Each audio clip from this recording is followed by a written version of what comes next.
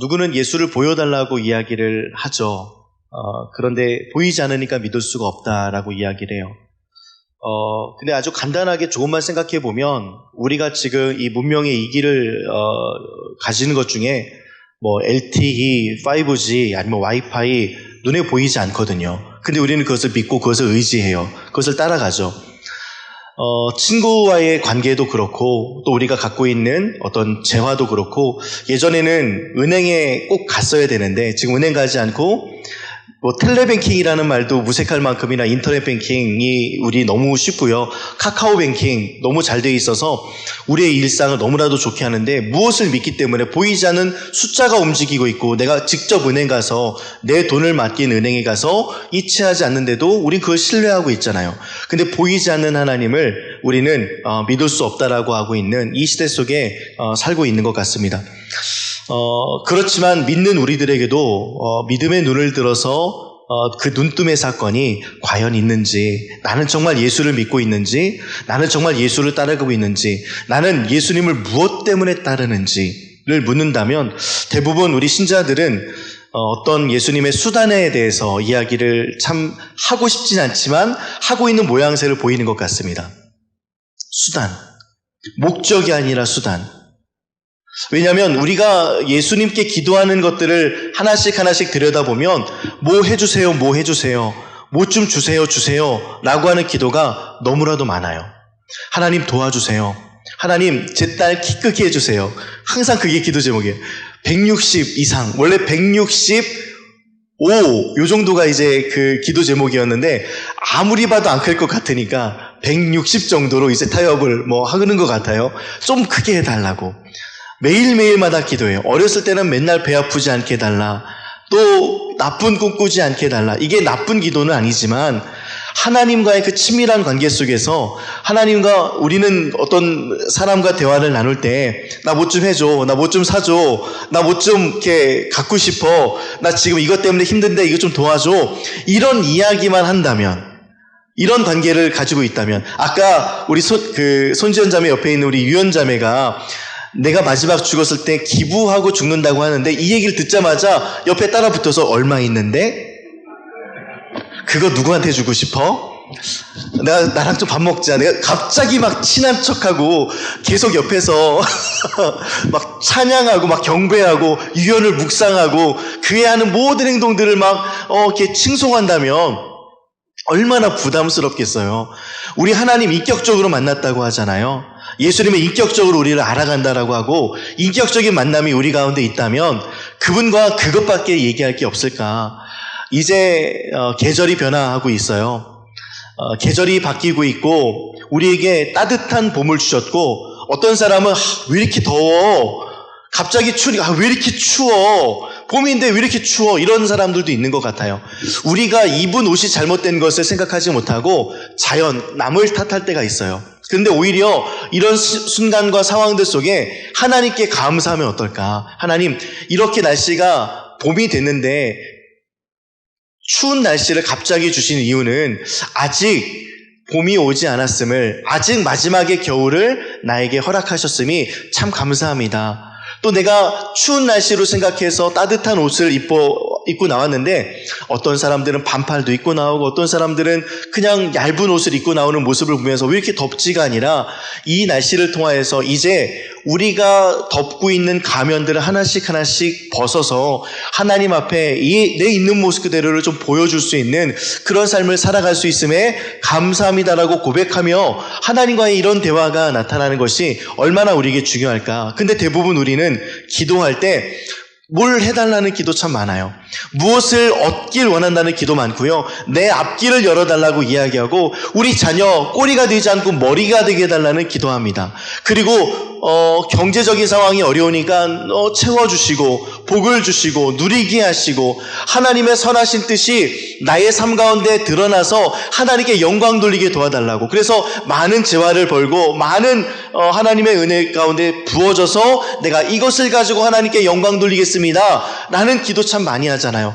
어찌 보면 너무 멋있는 기도인 것 같은데요, 어찌 보면 되게 괜찮고 나이스한 기도 같은데, 하나님 편에서 보시기에 매일마다 이 60억 이상 되는 인구가 기도하는 사람들, 또 과거서부터 지금까지 미래부터 이야기하는 모든 사람들의 기도가 마치 이것을 달라 주여 주여 주여 원합니다 라고 하는 기도로 가득 채워진다면, 하나님의 입장에서는 아마 유연자매가 경험했던 것처럼, 경험하진 않았지만 경험할 것처럼 나에게 있는 재화를 누군가에게 흘려보내고자 하는 그 마음 하나만 이야기했을 뿐인데, 내 옆에 주변의 사람들은 내가 중요한 것이 아니라 내 통장에 있는 그 돈, 내가 갖고 있는 그 흘려보낼 그 돈에 관심이 있다는 거예요.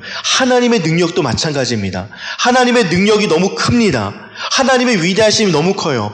그 엄청나게 크신 분이 바디메오에게 다가가셔서 말씀하시고 그를 치료해 주셨고, 우리가 보았던 우리 혈루병 앓는 여인 고쳐주셨고, 또 회당장 야이로의 딸을 예수님께서 죽음 가운데 고쳐내셨습니다.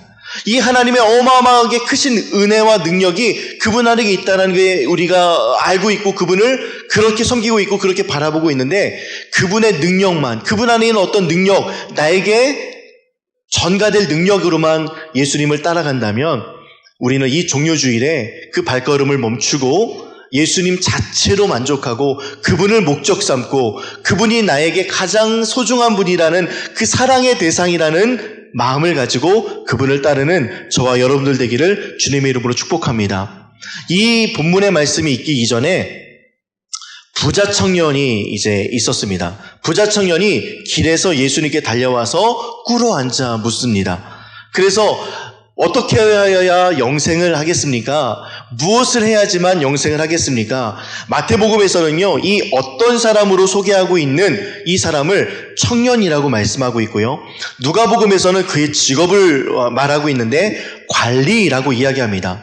젊은 청년이고 어떤 나라의 관료이면서 마가복음에서는 부자라고 소개합니다. 이러면 우리는 이 사람을 다 가졌다, 젊었는데 돈도 많고 중요한 위치에 있어요. 그런데 심지어 질문하는 것도 겸손해요. 무릎 꿇고 예수님께 나와서 질문하는 그 모습을 보니까 참 괜찮은 사람이에요. 생긴 거는 어떨지 모르겠지만 생각해보면 이런 사람들은 대부분 잘생겼어요. 아주 나이스하고 괜찮은 이 사람이 예수님께 질문하고, 지금으로 이야기하면 교회 오빠가 나와서 질문하는 거, 무엇을 하여야 영생을 얻겠습니까? 근데 예수님께서 많은 것들을 갖고 있고 많은 것들을 누리고 있고 괜찮은 지위에 있었던 그 부자 청년에게 내 모든 것을 팔아 가난한 자에게 나눠주고 나를 따르라라고 이야기해요. 길 위에서 예수를 보고 엎드려서 물었던 그 청년은 근심합니다. 나에게 있는 것이 많이 있으므로, 내가 있는 것이 많이 있으므로 근심하여 예수를 길에서 꿇어서 엎드려서 경배했지만 길에서 예수를 따르지 못하고 근심하여 돌아갑니다. 결국 이 부자 청년, 예수를 알고 있었고 율법까지 지켰던 이 청년, 그의 눈이 가리워졌습니다. 무엇 때문에? 갖고 있는 돈 때문에요. 그 이후에 제자들의 변론이 시작됩니다. 예수님께서 영광 받으실 날이 이제 다가오니까요, 세베대의 아들 야고보와 요한이 주께 나와서 선생님, 무엇이든지 우리가 구하는 바를 우리에게 하여 주시기를 원합니다 라고 이야기를 해요. 그때 예수께서 뭐라고 하냐면, 이르시되 너희에게 무엇을 하여 주길 원하느냐? 오늘 이 바디메오에게 질문하셨던 동일한 질문을 이 세베대의 아들 야고보와 요한에게도 합니다. 내가 너희에게 무엇하여 주길 원하느냐? 바디메오에게도 동일하게 묻습니다. 내게 무엇하여 주길 원하느냐? 근데 제자들은 뭐라고 이야기하냐면, 여짜오되 주의 영광 중에서 하나는 주의 우편에 하나는 좌편에 앉게 하여 주옵소서. 그 전에 왔었던 부자 청년이면서 관리이면서 율법을 지켰던 그 나이스한 그 청년, 교회 오빠, 이 사람에게도 부자인 것, 내가 가진 것이 많아서 근심하여서 예수를 따르지 못했던 것과 동일하게 이제는 제자들에게는 권력입니다. 예수 옆에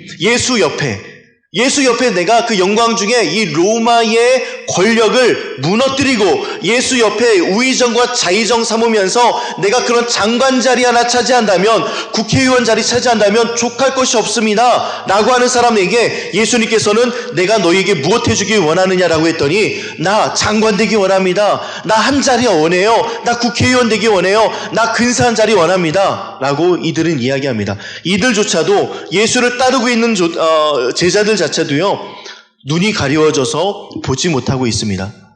여러분들이 따르는 것은 무엇입니까? 우리가 따르는 것은 무엇이나요?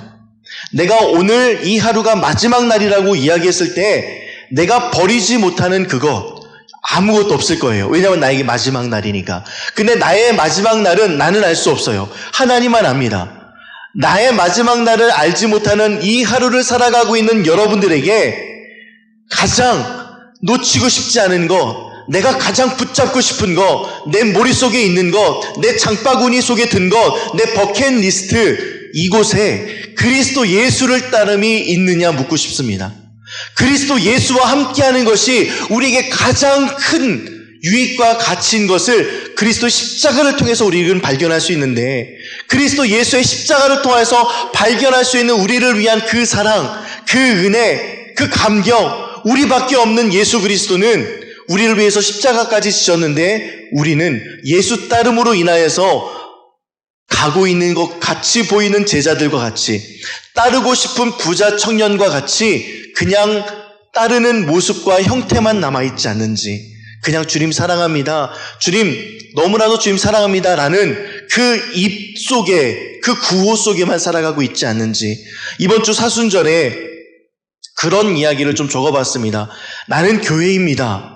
근데 나는 교회다라는 이 교회가 여러분도 혹시 구호로 삼고 있진 않습니까? 나는 그래, 예수님께서 이 땅 가운데 오셔서 나를 교회 삼으셨으니 나는 교회 맞아. 그래, 나는 교회입니다. 은혜가 되죠. 그런데 교회로 살아가십니까? 정말로 교회됨으로 이 땅을 살아가시고 예수를 길가에서 바라보는 것이 아니라 길 위에서 예수를 따르는 인생이 되십니까? 오늘 이 바디메오를 통하여서 길가에 앉아 있었던 지금 우리들의 모습과 신앙들이 변화여서 길에서 예수를 따르는 부자 청년처럼 돈만 생각하고 있고 우리의 많은 기도 제목들에 있는 그 상황들, 또 제자들처럼 권력의 욕에 사로잡혀서 이 두 제자만 권력 욕에 있지 않고 말씀을 따라가다 보면 결국 제자들끼리 서로 싸웁니다. 제자들끼리 서로 다투어요. 자리 때문에. 이런 나의 이기심과 욕심들이 그리스도의 십자가 앞에 다 내려놓고 예수 따름의 흔적들이 나타나는 저와 여러분들 되기를 주님의 이름으로 축복합니다. 이 오늘의 본문 말씀은요, 여러분들도 알고 있는 것처럼 제가 그냥 성경에 나와 있으니까 맹인이라고 하겠습니다. 맹인, 거지 바디메오에 대해서 이야기합니다. 바라는 말은 누구의 아들이다, 디메오의 아들이다 라는 것인데요, 이 성경 말씀을 좀 쫓아가서 주석들을 좀 찾아보고 하니까 이 바디메오는 헬라어로 발티마이오스라고 발음을 하더라고요. 이 어원을 따라가 보니까 이 티마이오스는 타메라는 단어로 이제 어원 삼아요. 이 어원을 살펴보니까요, 더럽다, 불결하다라는 단어예요. 그러면 불결함의 아들, 더러움의 아들. 그런데 히브리어 이 테혼이랑도 이 음가가 비슷해요. 그래서 이 히브리어 테혼을 찾아보니까요, 우리가 알고 있는 것처럼 창조의 질서 속에 혼돈하고, 이 혼돈이 테혼입니다. 무질서, 어지러움. 그러면 이 모든 것들을 종합해 봤을 때 이 사람이 무질서의 아들, 혼돈의 아들, 어지러운 아들, 더러운 아들, 불결한 아들로 귀결될 수밖에 없어요. 그래서 어떤 학자들은 이 사람의 이름이 그것은 아니다, 단지 성전에서 구걸하다 보니 이 아이에게 붙여주었던 별명이지 않을까. 우리가 그렇잖아요. 참 인간의 나쁜 것은요, 약점을 가지고 별명을 만들어요. 제 얼굴에 약점을 가지고 만두라고 하듯이, 엄청 크고 동그라니까 만두라고 하듯이, 또 엄기성 집사님 엄씨라는 되게 소중하시지만 우리 유찬이는 맨날 박선분 집사님의 남편의 성은 이러면서 엄기성 놀리잖아요. 우리는 되게 수준 낮게 사람들을 놀려요. 그러니까 거지 바디메오도 이제 불결해. 쟤를 보면 혼란스러워, 어지러워. 제 가정이 있을까 무질서해. 이런 아들이야 라고 별명을 붙여줬을 거다 라고 사람들이 이야기하는 거예요. 그 사람이 예수가 지나간다는 소식을 듣습니다. 그래서 나사렛 예수라는 말을 듣고 소리질러 이르되 다윗의 자손이여 나를 불쌍히 여기소서. 이거 이 당시 우리가 듣기에는요, 이 말 되게 은혜의 말이죠. 나사렛, 그 아무것도 없는 그 가난한 동네에 예수가 태어나서, 그래, 예수님은 우리의 가난함, 우리의 연약함, 저번 주 우리 선교사님께서 말씀하셨던 것처럼 고아와 과부와 나그네의 하나님, 그 하나님이시니 이 땅에서 어려움 당하고 있는 자들을 위해서 나사렛이라는 그 동네, 그 아무것도 없는 그 동네에서 나셨지. 그래, 나사렛 예수 맞아. 은혜가 돼. 다윗의 자손, 그래, 혈통적으로 다윗의 자손 예수, 여자의 후손으로 오신 예수께서 우리를 구원하러 오신 그 예수 그리스도시야 라고 우리는 은혜가 되지만, 이 당시 1세기 이제 막 예수께서 활동하고 있는 이 시대에 다윗의 자손 나사렛 예수라고 하면 나사렛의 그 선한 것이 아무것도 없는 그곳, 그 변방지, 그러니까 예수님이 어찌 들으면, 나사렛에 사는 사람들이 어찌 들으면 지역 비하의 발언이에요. 그 발언의 모습을 한 거죠. 게다가 다윗의 자손, 다윗의 왕국을 꿈꾸는 로마의 사람들의 시선으로 보았을 때에는 다윗의 왕국을 이들이 다시 꿈꾼다고 저 반역자들이라고 할 만큼이나 위험한 말들입니다. 정치적인 말들이에요. 그 말을 나사렛 예수시란 말을 듣고 소리질러 이르되 그 사람이라는 소리를 들었어요. 다윗의 자손이여 나를 불쌍히 여기소서. 우리가 이야기하는 것처럼 구합니다. 우리가 말하는 것처럼 계속 구해요. 지금도 부자 청년이나 제자들처럼 내가 원하는 것이 있어요. 보길 원하는 거예요. 예수가 목적이 아니라 보길 원합니다. 그래서 48절, 그러면 안 되지만 많은 사람들이 꾸짖어서 잠잠하게 해요. 아마 이 사람의 입을만 막고 예수님께 못 가게 하실 수도 있고요. 아마 발버둥 치는 이 사람을 제지하려고 애를 썼을 것 같아요. 그런데 이 사람은 더 크게 소리질러 다윗의 자손 예수여 나를 불쌍히 여기소서라고 더 큰 목소리로 다윗의 자손을 부르면서 나의 상황을 이야기합니다. 그랬더니 예수께서 머물러 서서 그를 부르라 하시니 그들이 맹인을 부르며 안심하고 일어나 그가 너를 부르신다. 이제 그분의 목소리를 듣고 그분의 요청을 받습니다. 그 다음에 맹인의 행동들이 너무 귀합니다. 50절 우리 함께 읽겠습니다. 시작.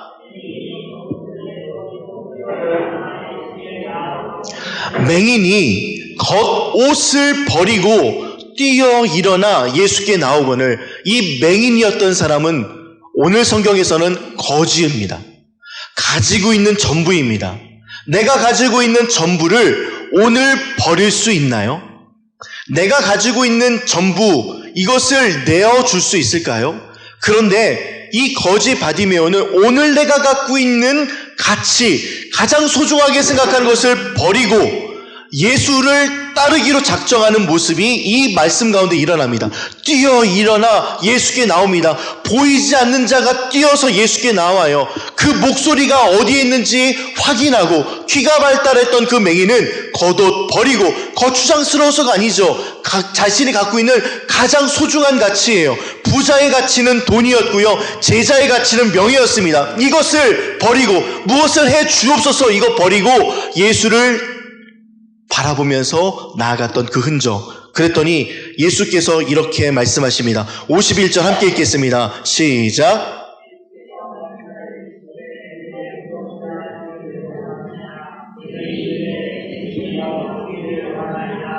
내게 무엇하여 주길 원하느냐? 제자들에게도 말씀했다라고 했죠. 내게 무엇 해주길 원하느냐? 그랬더니 우의정과 좌의정을 이야기했어요. 그런데 맹인이 이르되 선생님이여 보기를 원합니다.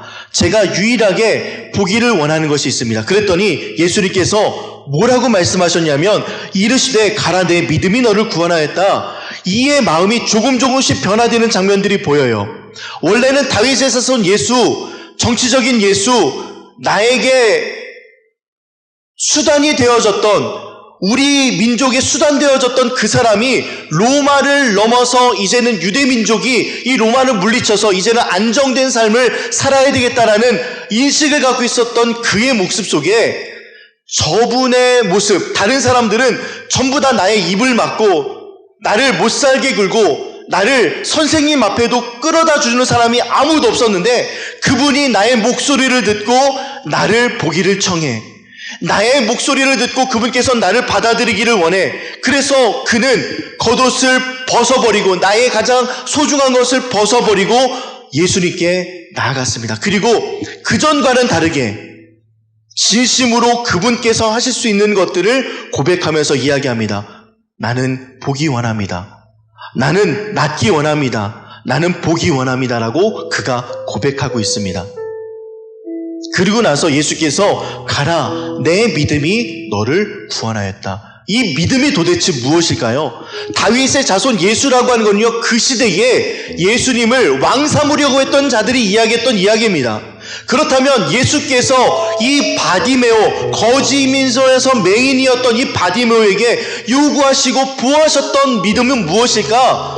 겉옷의 버림입니다. 우리들은 너무 많은 겉옷을 걸치고 있어요. 예수님의 십자가를 바라보십시오. 그는 모든 것을 다 벗어버리고 우리 앞에 섭니다. 가장 큰 예수께서, 가장 큰 하나님께서 십자가에 달려서 모든 것을 다 벗고 우리를 바라보고 계신데 우리 너무 많은 옷을 입고 있지 않습니까? 우리 너무 많은 것을 걸치고 있지 않나요? 너무 많은 것을 어떤 하나님의 영광으로 덮으면서 하나님의 영광 돌리기 위해서 어떤 것도 나에게, 돈도 나에게 있었으면 좋겠고, 명예도 있었으면 좋겠고, 건강도 있으면 좋겠고, 내가 갖고 싶은 모든 것들을 하나님의 영광으로 포장해서 살아가고 있진 않았나요? 하나님은요, 우리의 실오라기 하나 벗지 않았던 아담과 하와의 모습을 통하여서도 하나님은 영광 받으실 수 있으신 분이에요. 그래서 우리를 창조하셨을 때 아무것도 입히지 않으셨어요. 있는 모습 그대로 중요하니까요. 그런데 우리는 너무 많이 걸칩니다. 너무 많이 포장하고요, 너무 많은 것을 얻으려고 해요. 거지 바디메오, 맹인이었던 이 친구가 예수님께 달려 나왔던 것처럼, 겉옷을 버리고 예수를 따랐던 것처럼, 이 사순절의 기간 동안 예수 따름의 흔적이 여러분들의 겉옷을 버리는 영성으로부터 나타나기를 주님의 이름으로 축복합니다. 나는 무엇을 버릴 것인가? 부자는 돈을 버렸어야 되고요, 제자들은 명예를 버렸어야 되고요, 바디메오는 다윗의 자손, 실제로 이가 갖고 있었던 두 가지의 마음이 있었겠죠. 진짜 다윗의 자손 예수일까? 아니면 로마에서의 압제를 반등시켜줄 정치적인 예수일까? 그런데 그분은 예언자이시면서 선지자이시면서 말씀도 잘 가르치시는 이분밖에는 대안이 없다라는 그 마음으로 고백했을까요? 어떤 것인지 정확하게 모르겠지만 아마 이 두 가지가 혼용됐을 것 같아요. 그것을 내려놓는, 이 겉옷을 내려놓은 그것을 예수님께서는 믿음이라고 하셨습니다. 그랬더니 그가 곧 보게 되어 예수를 길에서 따릅니다. 이제 우리의 시선이 달라졌어요. 예수 따름으로 시선이 달라졌습니다. 그냥 길가에 서서 예수를 보고만 있고 내가 필요할 때마다 내가 기도하면서 예수를 이리 와보세요, 잠깐 내 목소리를 들어보세요, 이것도 필요하고요, 이제 4월 달에 어떤 것도 좀 필요합니다 라는 그 기도가 우리를 채우는 것이 아니라 하나님 자체, 그분의 크심, 그분의 우리를 향한 희생, 그분께서 우리를 향한 보호하심, 우리를 위해서 지금까지 일하심, 태초의 천지를 창조하시니라 하나님은요, 지금 태초의 천지를 창조하시고 출근하셔서 단 한 번도 퇴근하지 않으셨어요. 그 출근하고 계속 야근하시고 밤이 되고 낮이 되니 우리를 지키시는 그 하나님과 동행하는, 길 위에서 동행하는 저와 여러분들 되기를 주님의 이름으로 축복합니다. 겉옷을 버리시길 바래요. 전심으로 예수를 따르시길 바래요. 우리의 눈이 밝아져서 예수님의 그 아름다우심을 이 종료주일에 발견하시길 바랍니다. 그분은 오늘 하루 뚜벅뚜벅 걸어가시면서 상황을 살피시면서 제자들에게 너희들의 눈이 가리워졌구나, 부자에게 너희 눈이 가리워졌구나, 그것을 깨우쳐 주시기 위해 여리고 이후에는 예루살렘이거든요. 여리고 마지막으로 지나가시면서 예수님께서는 바디메오의 눈을 뜨게 하십니다. 그의 눈을 뜨게 하시는 것, 진짜를 보기 원하셨던 거죠. 여러분, 진짜를 보시길 바랍니다. 우리의 눈앞에 보여지는 이 물질의 세계에 여러분들 안에 있지 마시고 진짜인 예수 그리스도를 발견하시기 바랍니다. 우리가 바라는 것 1억 1000금 로또들 많이 사시잖아요. 그거 가지고 우리 헌금하고 싶은 마음으로 한편으로 여러분들 기도하시고 이거 하나 하면 문제 해결될 텐데 라고 여러분들 기도하면서 시간 보내잖아요. 행복한 시간 보내잖아요. 그 시간에 여러분들이 그거 잡고 꿈을 꾸면서 아니면 생각하면서 붙잡고 있는 그 붙잡는 그 겉옷이 그리스도 예수 혼자 있게 만드는 거예요. 예수님을 함께 우리에게 모시는 것이 아니라 예수님, 내가 필요할 때 오세요. 지금은 내가 이거 지금 바라고 있으니까 잠깐만요. 이런 모습으로 이 종료주의를 지내지 마시고, 이 종료주의를 지낼 때에 성금요일도 있습니다. 누군가가 돌아가시면 우리 문상 가죠. 자기 일상을 멈추고 문상 가요. 일정 조절해서 문상 갑니다. 그분 애도하고 그분의 마음을 좀 취하고 싶어서. 여러분들, 이 성금요일 하나님을 향해 일정 조절하실 의향 없으십니까? 약속 잡지 마시고 그 시간에 막 찬양 들으시고 그 시간에 하나님 말씀 묵상하시고 그 시간에 기도하시고 나를 위해서 돌아가신 십자가를 묵상하실 계획은 없으십니까? 우리 금요일의 계획은 전부 다 문상 가자라는 마음으로 일정 조절하셨으면 좋겠습니다. 우리 일생을 되돌아보면 다 주님의 은혜이죠. 주님께 함께 하셨습니다. 이거 고백하는 자는 이 성금요일, 이 종료주일 쉽게 보내지 않습니다.